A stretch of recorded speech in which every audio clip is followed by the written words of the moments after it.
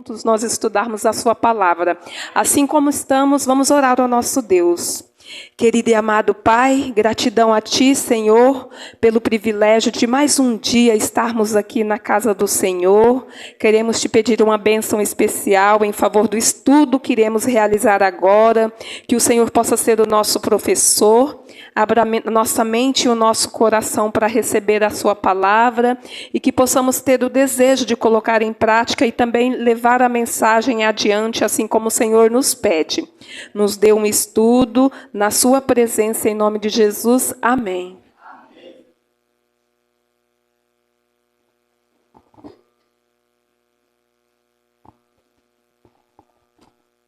A mensagem de hoje tem como título Deus é maior que o sofrimento.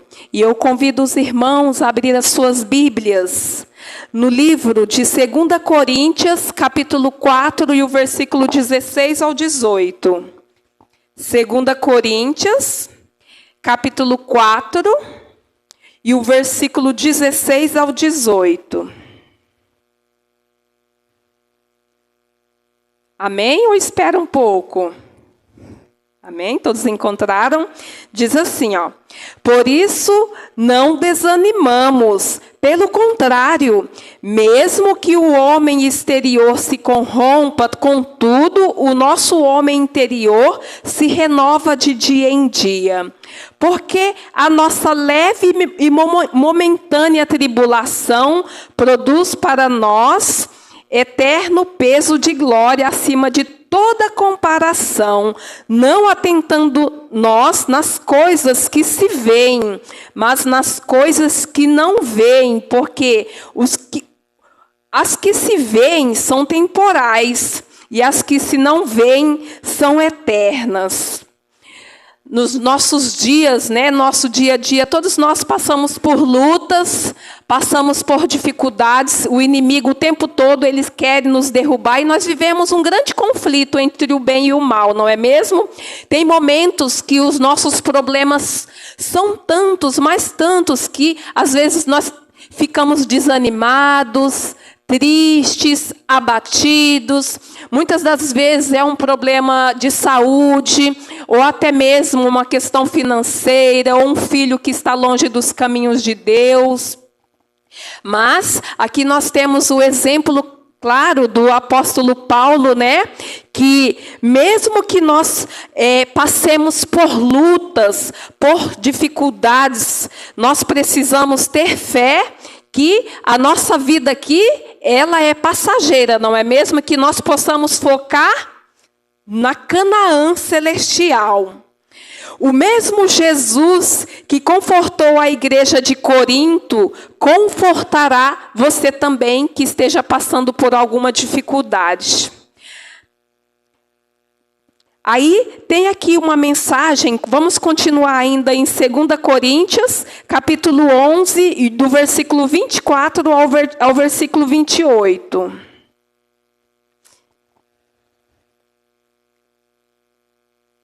Segunda Coríntios 11, 24 a 28.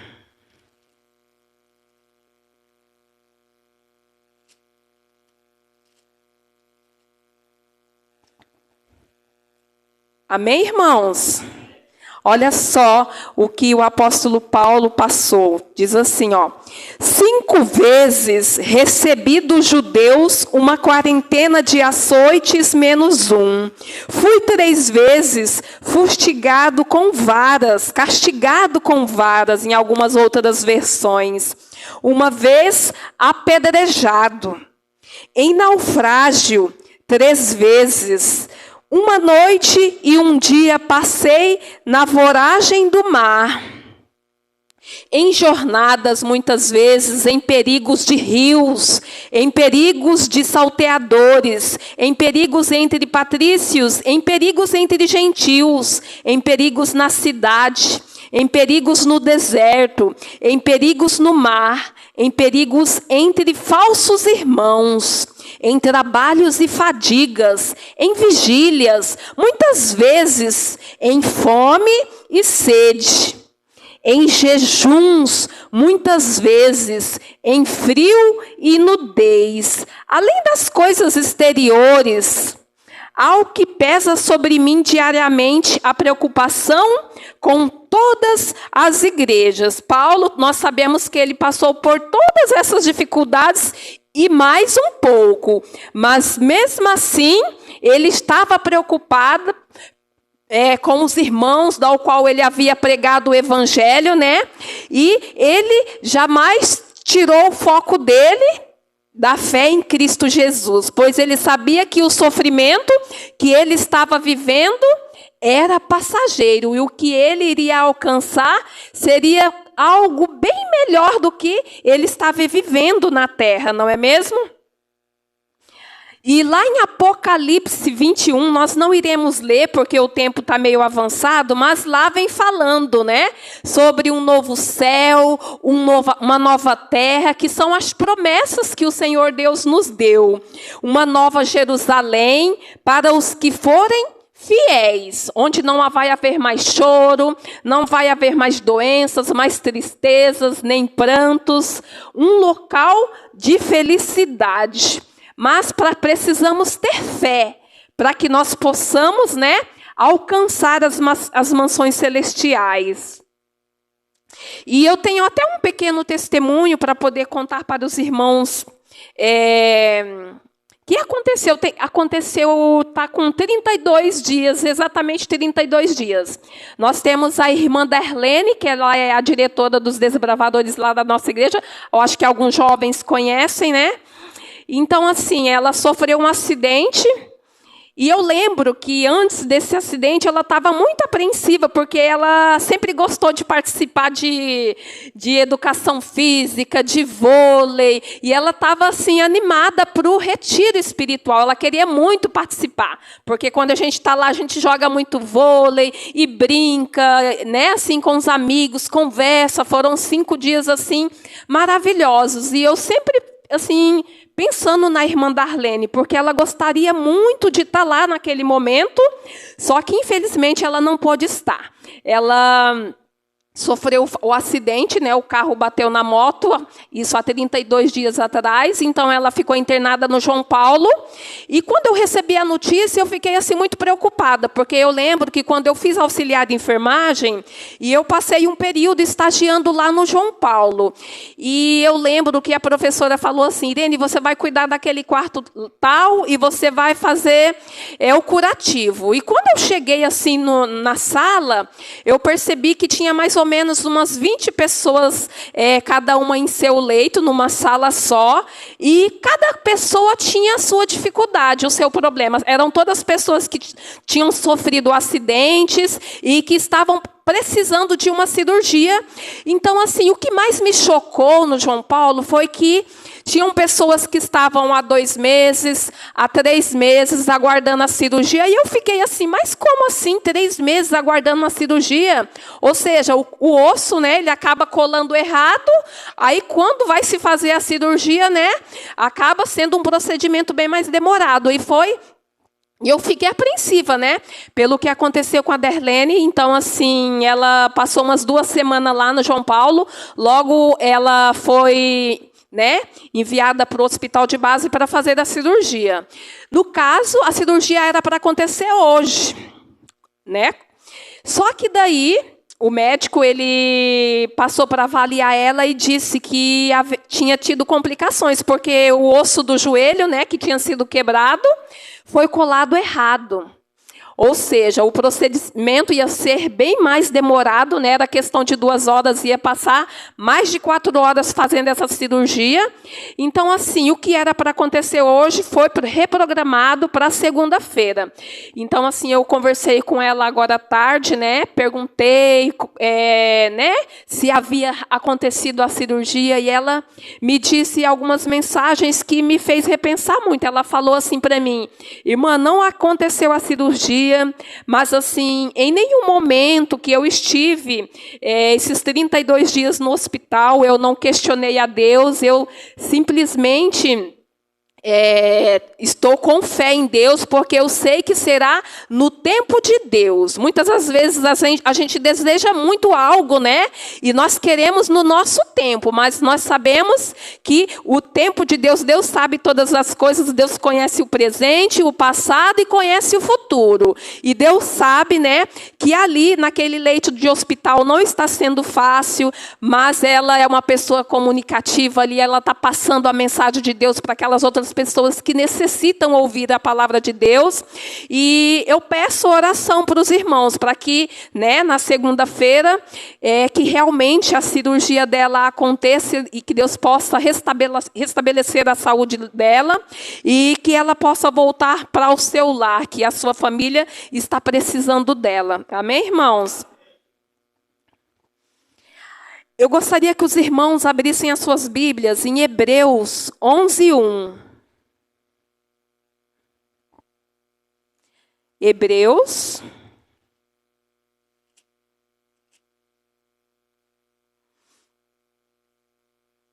11:1. Amém? Diz assim, ó: ora, a fé é a certeza de coisas que se esperam, a convicção de fatos que não veem. Ou seja, nós precisamos a cada dia de nossa vida estarmos aqui, assim como nós estamos aqui todos juntos, estudando a palavra de Deus, em comunhão, para que nós possamos fortalecer a nossa fé em Cristo Jesus e também termos o desejo, né, de estudar a palavra de Deus, fazer, como a Valéria falou que o tio dela está estudando a palavra de Deus. Eu estou fazendo um estudo com uma amiga, uma mãe de um aventureiro, de gêmeos, com os pais, né? Então, assim, nós estamos no 20º estudo. E, assim, às vezes eu fico tão maravilhada de ver, porque às vezes a gente lê algo na Bíblia e depois a gente relê de novo e a gente clareia mais a nossa mente. Então, assim, no mesmo tempo que eu estou estudando a palavra de Deus com aquela pessoa, eu também estou adquirindo conhecimento e eu vejo que a pessoa, ela fica maravilhada. Então, assim, ela era de uma outra denominação e muitas coisas que a gente tem estudado na Bíblia, ela fala comigo: mas Irene, eu nunca soube disso, eu nunca soube sobre essa questão da alimentação dos animais imundos, o que nós devemos comer, ou não devemos. Então, assim, parece que tudo é novidade. Então, assim, é muito gratificante nós podermos estar estudando a palavra de Deus, estarmos aqui reunidos, né, ter o privilégio de estarmos aqui na casa do Senhor, estudando a sua palavra. E mesmo que nós passemos por dificuldades, Deus nos dá força para superar, quer sejam elas fáceis ou difíceis, quer seja essa provação difícil ou fácil. E eu gosto muito de uma mensagem que está lá em Tiago. Tiago, que eu gostaria de ler com os irmãos. Eu sempre que eu passo a mensagem, eu gosto de ler essa mensagem. Que fala dos projetos do ser humano. O ser humano é cheio de projetos, né? Vou terminar a minha faculdade, ou vou comprar uma bicicleta nova, ou vou trocar de carro, vou comprar a minha casa. Todos nós temos os nossos planos e temos os nossos projetos. Mas em Tiago, capítulo 4, vamos ler, irmãos? Tiago, capítulo 4, e o versículo 13, diz assim, ó: atendei agora, vós que dizeis, hoje ou amanhã iremos para a cidade tal e ali passaremos um ano. E negociaremos e teremos lucros. Vós não sabeis o que sucederá amanhã. Que é a vossa vida? Sois apenas como neblina que aparece por um instante e logo se dissipa. Em vez disso, devias dizer: se o Senhor quiser, não só viveremos, como também faremos isto ou aquilo. Que mensagem maravilhosa, não é mesmo, irmãos? Pois então, essa mensagem me faz refletir. sobre a nossa vida aqui nessa terra, né? Porque ninguém quer morrer, não é mesmo? Nós fazemos planos de poder viver o quanto mais, melhor, não é mesmo? Mas assim, essa mensagem nos traz um alerta, porque assim, às vezes as pessoas, elas às vezes se esquecem um pouco de Cristo e quer viver a vida, né? Como se apraz para ela, como melhor se acha, então assim, e acaba se esquecendo de Cristo. Mas assim, nós sabemos que todos esses acontecimentos que têm acontecido na mídia, guerra, né, essas mortes, falta de amor no ser humano, pai contra filho, filho contra pai, tudo isso a brevidade da volta de Jesus, né? E tem alguns que ainda falam assim, não, mas assim, a gente sempre está ouvindo que Jesus está voltando, ele ainda não voltou. Mas assim, essa mensagem que nós acabamos de ler, nos traz um alerta, porque assim, eu não sei da minha vida daqui a 2 minutos, ou seja, eu preciso estar preparada todos os dias da minha vida, né? Porque se eu morrer amanhã ou daqui a pouco, eu preciso morrer com Cristo, estar firme nos seus santos caminhos, porque Jesus voltou para mim no momento que eu morri, porque eu não voltei mais oportunidade depois, não é mesmo? Todos nós sabemos disso. E mesmo que nós tenhamos passado por lutas ou dificuldades ou problemas físicos, financeiros, que nós jamais venhamos perder a nossa esperança em Cristo Jesus de um novo céu e uma nova terra. Mesmo que tenhamos que perecer fisicamente, nosso interior se renovará. Pois nossa luta é momentânea. Nossa luta é momentânea e estamos cientes de que é por meio da fé que conseguiremos o prêmio futuro, a Canaã celestial. É possível que aqui esteja alguém com dificuldades para seguir o caminho estreito.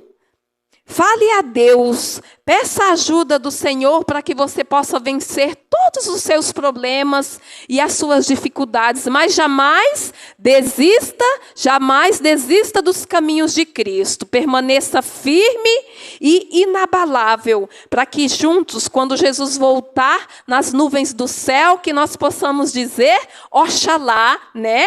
E o Senhor possa dizer, bem-vindo, meu querido, né? Fostes fiel no pouco, sobre o muito te colocarei. Entra no gozo do teu Senhor. Amém, irmãos?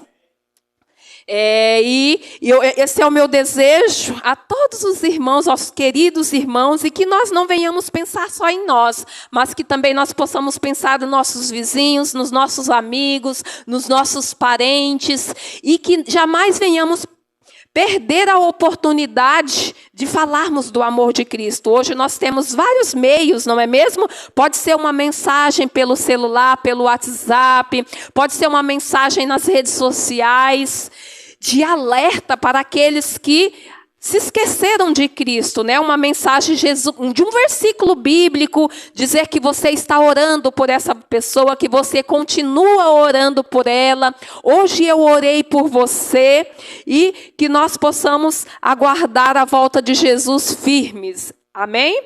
E com esse pensamento eu convido aqueles que puderem a ficar em pé para cantarmos o hino 499. Não me esqueci de ti.